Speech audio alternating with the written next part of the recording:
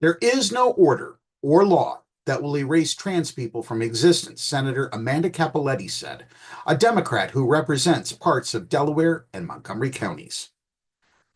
Back on Transgender Day of Visibility, just Monday, if you will, March 31st, dozens of advocates and lawmakers rallied for trans visibility.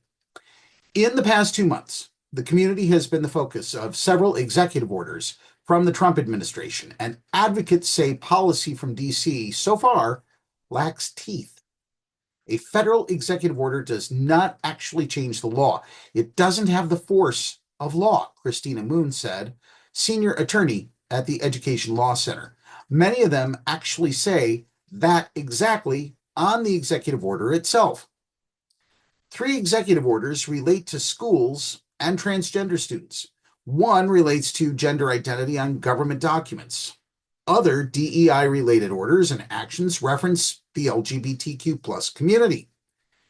Every single one of them is actively being challenged in court, so that gives me a lot of hope, knowing that judges are on the side of the law, Alec Walker-Serrano said. And Alec is the chair of the queer liberation community in the organization Northeast Pennsylvania Stands Up. That there are so many attorneys and advocates out there who are getting into court and fighting for us almost immediately upon those executive orders being signed. That is incredible. Federal hate crime and anti-discrimination laws are still intact.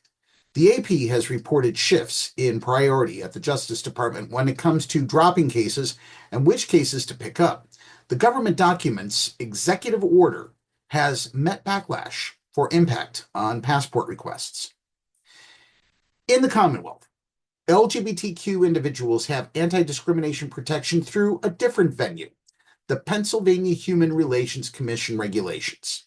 That can be scary, but at this point in Pennsylvania, we are pretty safe, Walker-Serrano said, because of Governor Shapiro and how they interpret laws. Even though they are embattled in court, executive orders can sway organization actions, like local healthcare clinics and how they're responding, Walker-Serrano said, or like the UPMC story we just reported about. Some of them are preemptive, only complying when they don't actually have a legal reason to do so. There are state-specific pushes on transgender policy. Senate Republicans last week voted in committee to make public school sports teams based on biological sex over gender identity. LGBTQ advocates have an education packet to specify bullying responses, giving trans students privacy and including LGBTQ history in classes.